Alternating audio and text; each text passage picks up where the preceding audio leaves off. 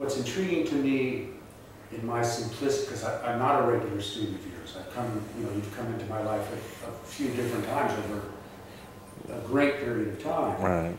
Is that it seems like there is a self-selection both in terms of students and teachers, that teachers tend to be drawn to certain kinds of practices. I see Bikram teachers, I see power yoga teachers, I see Ashtanga teachers, and I understand those people. Mm-hmm.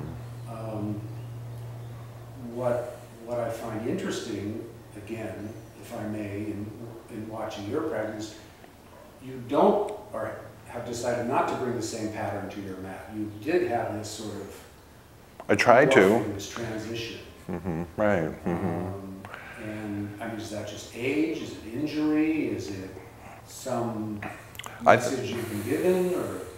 I think it's experience. Mm-hmm. I don't think it's age. Thank God. Yeah. What was it? What was the other choice? Though,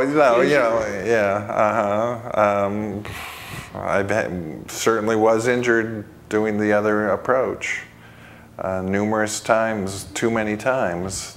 Injury, for me, yes, has played a part in it. Largely because I was getting injured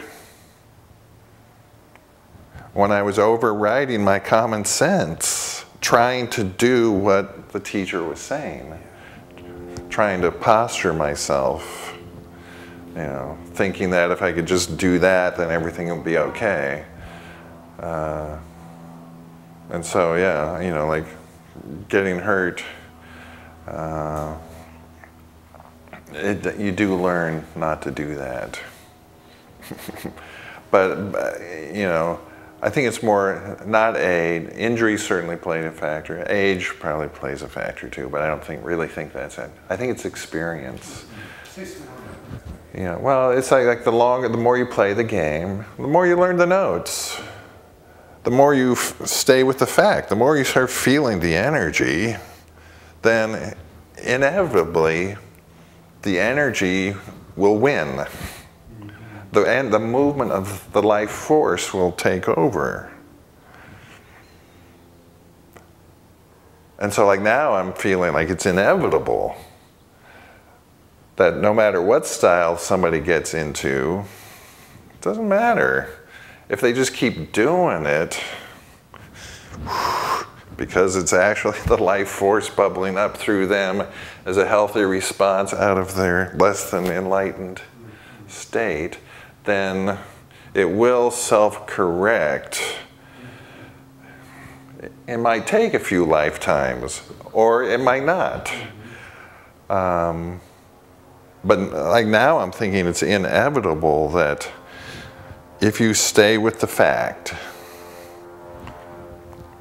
of the life force being the truth of who you are, and you're able to sort of let go of your conditioning, your teaching, like transcend the teachings,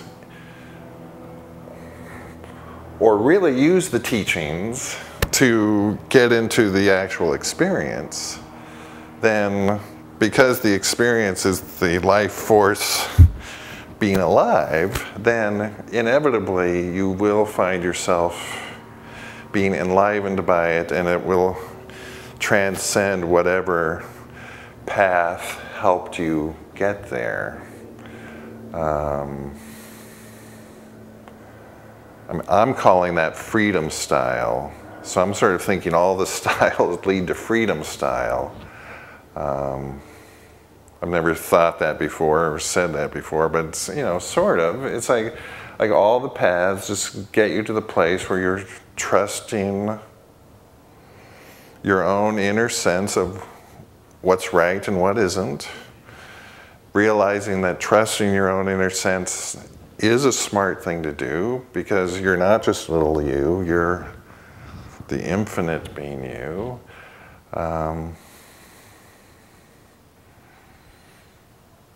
And therefore, like just that sort of like gives me more hope suddenly.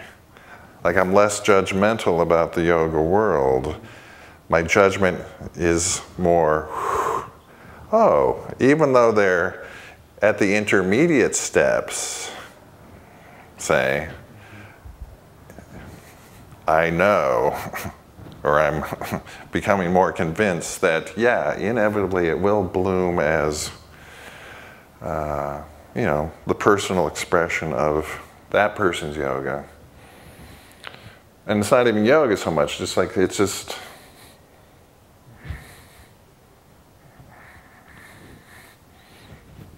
life, you know, it's like,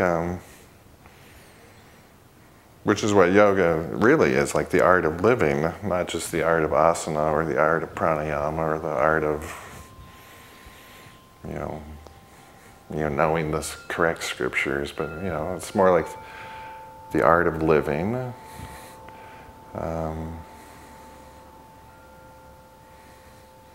And you learn the art by, like,